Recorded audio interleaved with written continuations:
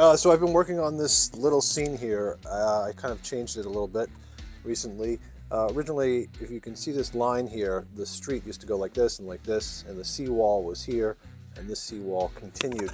And it just made for an awkward 90-degree street, and it was really kind of boring and uninteresting. So I thought it'd be better if there was a structure here. So I filled this in recently, and with some foam and then some Sculptamold. And now I need to place a structure, which is going to be this little guy. This is a little gas station from our Kit of the Month series, and it just seems to work well here. But what I need to do is create a seawall and something else. I'm not sure what. This little spot is sort of like a great place for something to happen. Right now it's boring to me, and nothing's happening. So it's in the foreground of the layout, and it's a great place for detail and so forth, or maybe some scenery. So I have to figure out what we can do with this space in addition to adding a seawall here. And I do have a seawall from another place. I ripped off an older model, or actually it might have been here, and now I can move it to here. It's the steel riprap wall, and what I'm going to do is just put that there, but I also need to have it go to here. And as you can see, I made this too close to this storm drain pipe, so I have to figure out how to change that without ripping this out. So I do have this small piece here, and what I might do is just turn the corner there and just give it a little bit of air to breathe before the wall itself. So we're going to have to cut that out, but I do need to figure out what's going to go here. So we're going to have to take a look at some books and some photos of the canal. This is Newtown Creek in Queens, and we'll see what we can get from some reference photos, or just sketch it out and figure it out. So whatever you're modeling, it's always good to have some great reference. This book in particular is very specific. It's called Newtown Creek, a photographic survey of New York's industrial waterway by Anthony Hambusi. And it's exactly where I'm modeling, so it's perfect for me. It also gives you ideas just for, in general, about a sort of modern railroad and litter and graffiti and the types of buildings if you're interested. But even more so for things like the canal I'm modeling. I mean, it's very specific as to how to treat the edges of the waterways and what materials are used and how the scenery looks.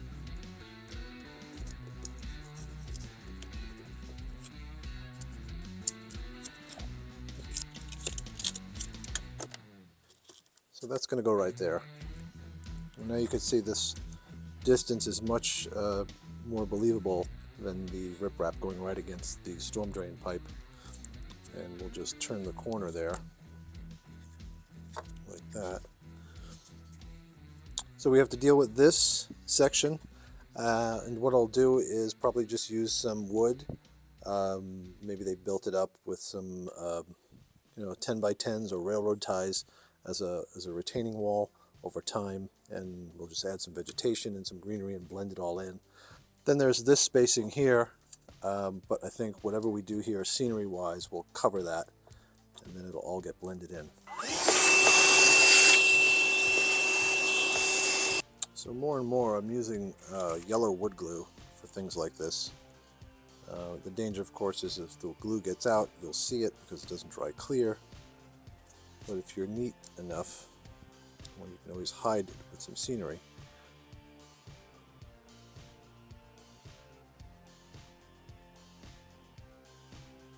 In addition to that, to speed things up even more, I'm using some CA glue. Which just makes it go faster.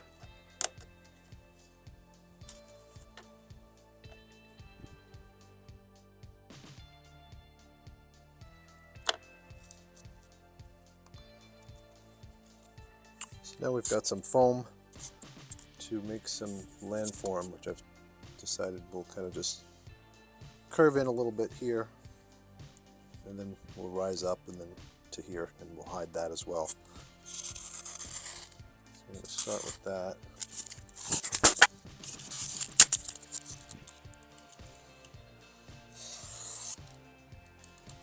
think I need a cleaner line here.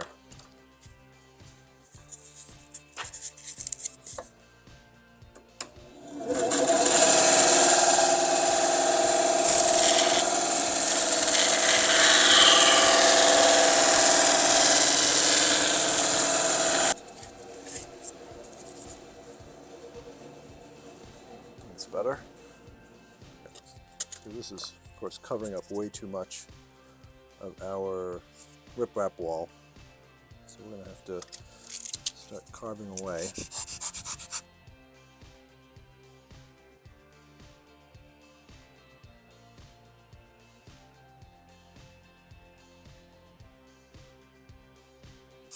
A little curve, because it's going to get filled in with the Sculptamold, so if I take more out I can always add more later. That's better. Okay, now we use our wood glue again to secure our foam. It's way too much. Yeah, see that? Not good. Again, Sculptamold, going to hide that. This is Sculptamold, which is sort of a paper mache slash plaster kind of mixture. You can buy it in bags, and you mix it with water, and it gets kind of thick, which is great. And it's got a little texture to it. I did use it to pave this area here, but you can also, of course, I use it for all my land forms first. Everything gets covered in Sculptamold, and apply it with a nice, good size, medium sized palette knife.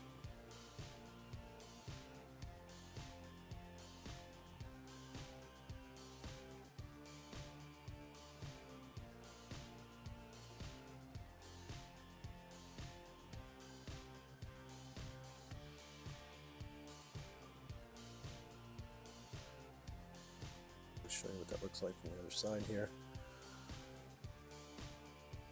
So we'll have to fill this in with some fascia board, 1/8 inch masonite. That'll clean that up. But now you can see there's this nice little inlet in the canal here.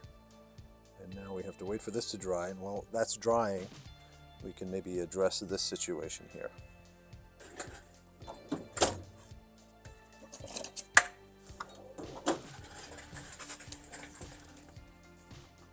So I've got some 1/8 inch and 3/32 inch square wood, which should work for a short retaining wall above the riprap wall. But I'm using a razor saw to give it some texture, some grain.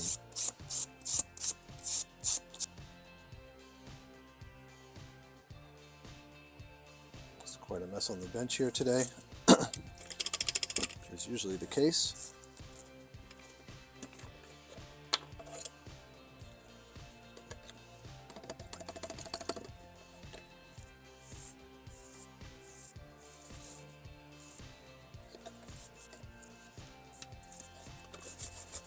Just helps dry things faster. Those are some nice colors, but for what we're doing, it should be a little bit darker. Up here we have some Hunterline stains. Umber. Sepia brown. Both might work. It's a little timid. Something a little darker and stronger. Let's try this.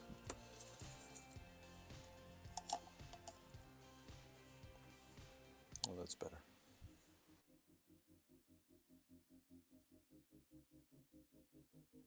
So before I get these to the scene on the layout, I think they need to be dry brushed here on the bench. It's going to be a lot more difficult after they're glued in place. So I've got some white acrylic, and I'm taking most of it off my brush.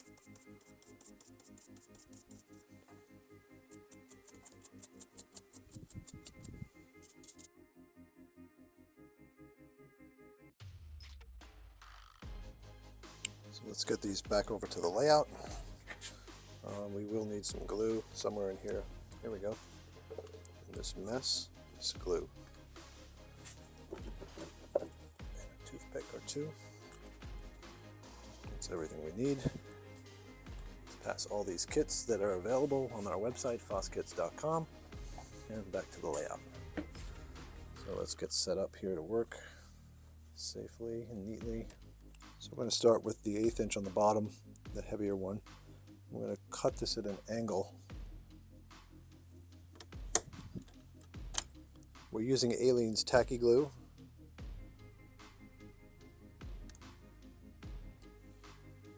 First piece there. And we can use our offcut of that. Do a rough cut right there.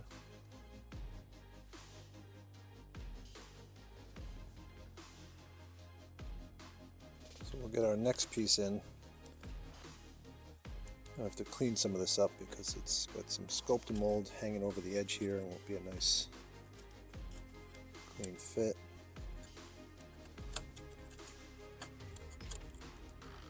So the next few pieces we'll cut a little shorter so we have some irregularity in the length of the timbers that were used in this retaining wall.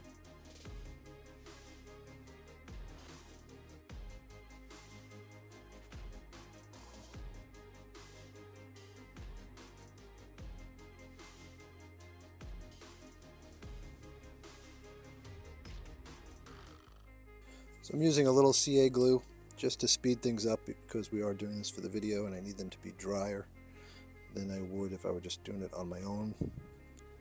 So this will help a lot. So now for the top layer I'm switching to the 3/32 wood. And it'll just, again, it'll add some variety.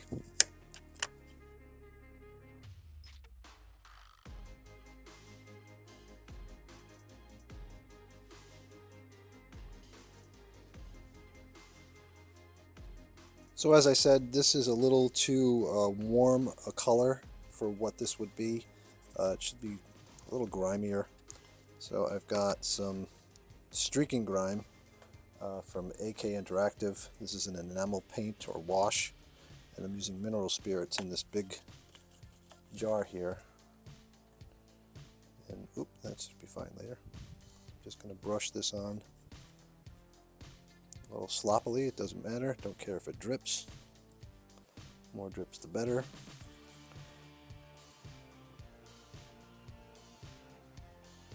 I've also got moss deposits while I'm at it. We are near the water, so there's always going to be some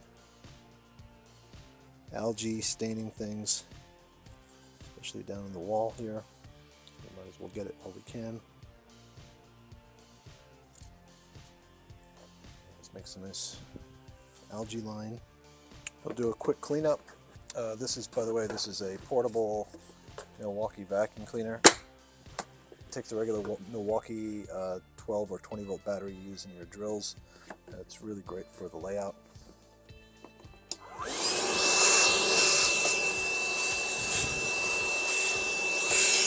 The nature of the Sculptamold is kind of crumbly, which is great because it looks like the pavement or the concrete behind this wall has crumbled and eroded, and it's a great place for vegetation and weeds and stuff, which we'll get to shortly.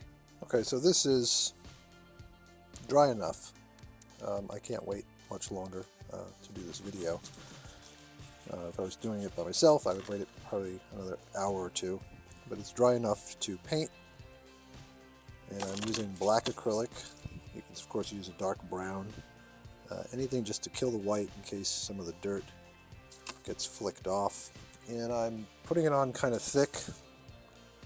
I don't want it to dry too quickly because I'm also using it in a way as glue to secure my dirt, at least the first pass. And I'm using real dirt, dried and sifted. If you have a fan brush or a cosmetic brush, any kind of wide soft brush, you can use it to manipulate the dirt here to get your shoreline. So you can see it's still not completely secure. It's only at the very bottom where the paint was. We'll still need to use some wet glue or white glue and water to secure it. So now we need to secure the dirt further. This is just isopropyl alcohol in a hairspray bottle. 91% if you can. It's less water the better. Don't spray right to here, because the first thing that's going to come out is some air mixed with the alcohol, and you'll just blow the dirt even further. So if you start higher up and just begin to mist it, it'll keep it from flying around.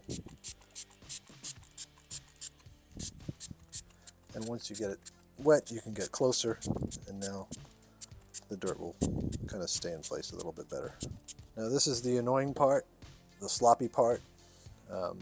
This is white glue mixed with water. Start at the bottom.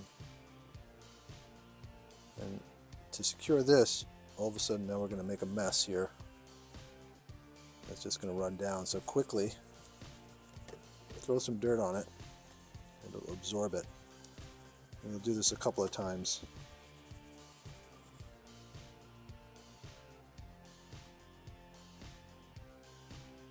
So in looking at this photo, you can see here at the very bottom of this embankment is some timbers. Trying to keep this from sliding into the canal. So we're going to do something like that. And then we've got some riprap, some rock behind it, and then the dirt. So we're going to try to make a little bit of a retaining wall with some more of that wood, and then add the rock. So we're going to need this retaining wall of sorts, this little barrier in the water here. And it could go from here to here, but I think we're just trying to protect the water coming from further away, and here it's going to be kind of still. So I think I'm just going to do one line of this and then rock behind it. So we'll cut that to fit. And again, I think I'm going to use CA glue because I'm trying to get this to dry as quickly as possible. I'm not going to be too neat about it as usual, especially here. It's going to get clear glue in the water. It's kind of actually perfect.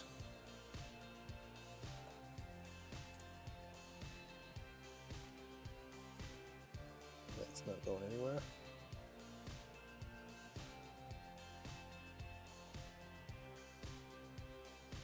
Okay, so this is riprap stone. It's just a light gray gravel, and I got this from Scenic Express. It's called riprap. You can probably get gravel in your driveway as well, but this is a nice even color. But while I was looking through my stuff, I found these granite blocks. This is from Hunter Scenery. I bought these years ago, haven't used them yet, and I thought it'd be nice to add to the hodgepodge of materials used to create these barriers. So I'm going to assume they dropped in some granite blocks in the water to help with this little barrier they've made here.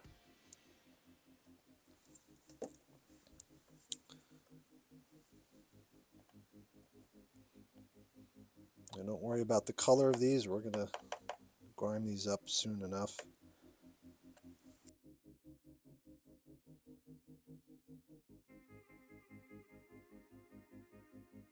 And then we'll take our riprap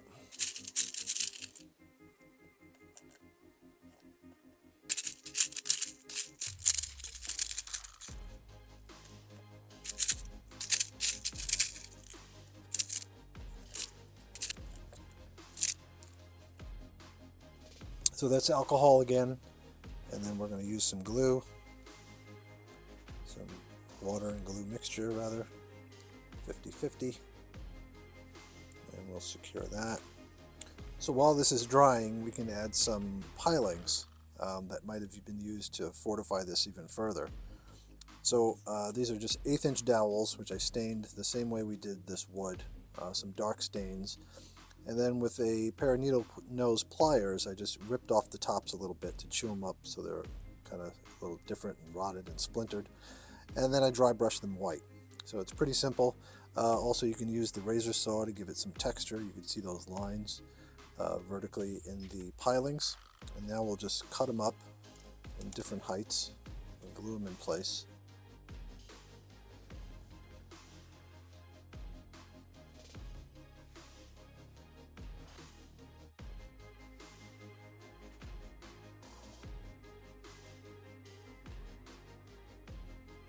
So we continued to wait for this to dry down below. So we can start scenicking the edge of this retaining wall here. So I'm going to take some, these are prairie tufts. You could buy these from Scenic Express, and you just pull them off the sheet with a pair of tweezers. It's a nice little tuft of grass. Dip them in some white glue, just a little bit, and begin to plant them.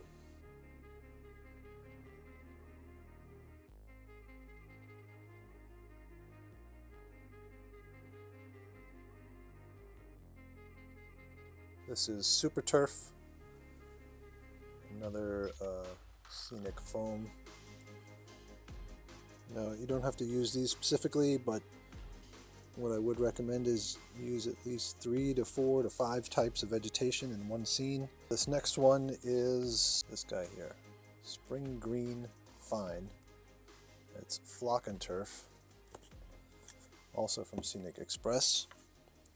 It's just a finer ground up foam, and we need this for smaller spaces like this little edge here.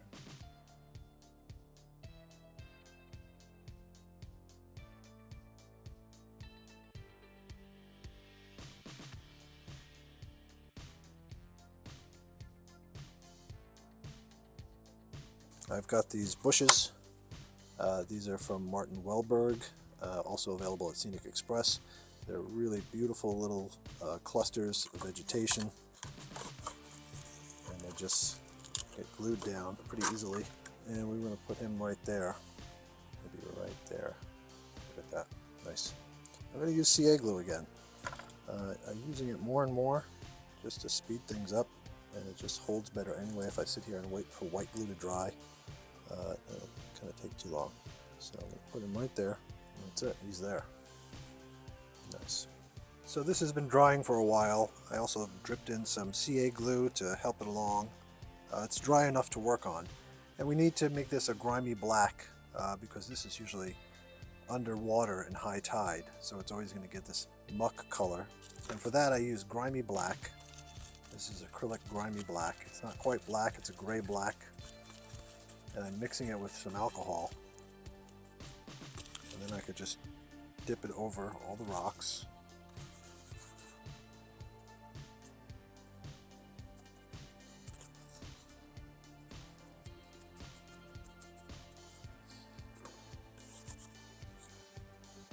And I'm looking across the water here, and actually, when I've done this, missed some. So it's a good time to take the same mixture and get it to blend in a little bit better so it looks the same.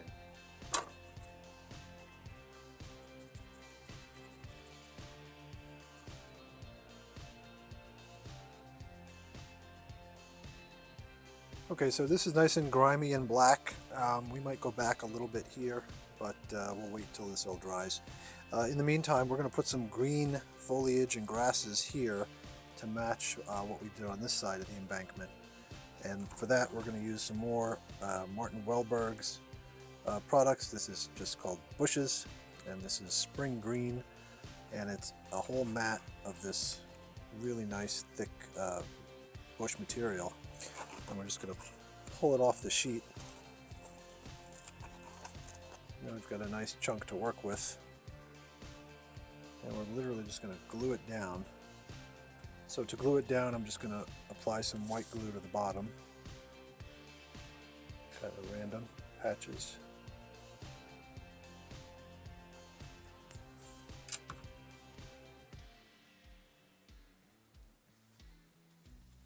Just work that into the ground. So if we take a look back over here, there's some taller grass in the back. It's a little bright greener, so we're going to put some of that down the bottom here, kind of like in the photo in that book we were looking at. And for that, we can use Scenescapes. This is from Bachman, and it's pull-apart grass. It comes like that, and you literally just pull it apart. It's right here. Now this I'm just going to put down here. Plant it like that.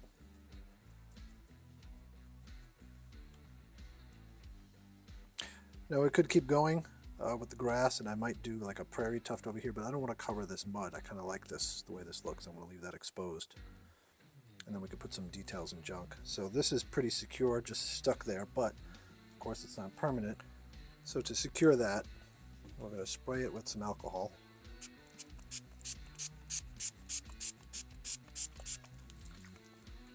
And then use our glue. Kind of jamming it in under the grass so it doesn't sit on top. It will fall down eventually, but you're better off getting it underneath. And then spray it again so it just kind of drips down. Eventually that will dry clear. You won't even see that. So I added a tire and a couple of scraps of wood, and then I put the black, grimy black wash over it so it matches everything else. I'll probably add more details here. I'm not going to do it in the video because we already made a video of how we did this whole section here. You could look for it on our channel, and how we detailed this entire section here. It's pretty much the same idea. But now it kind of completes this area, makes it a little bit more interesting with this corner. We'll continue to add details for this gas station. This will be a whole other scene here to deal with. We have to come up with some kind of fencing here or guardrail and so on and so on. And lastly, we'll add another coat of water. This needs a refresh for sure. It'll help hide the gap that's here. You can see there's a bit of a gap there, but once we put in some new water material, Mod Podge or silicone caulk, it'll fill that in.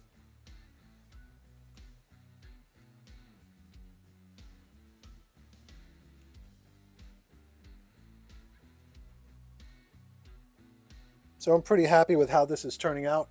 I'm certainly going to look forward to adding some more details to this area, and I hope you can use some of these techniques on your waterfront, whether it's a harbor or a river, whatever you have. And I want to thank our Patreon subscribers. Join us on Patreon to get some more content. We do a lot of tips and techniques. We do kit sneak peeks and a lot more stuff that's going on in our shop every day. So check us out at patreon.com, Fos Scale Models. And be sure to check out our website where we have over 100 HO scale kits to choose from. And thanks for watching, and we'll see you next time. Thanks.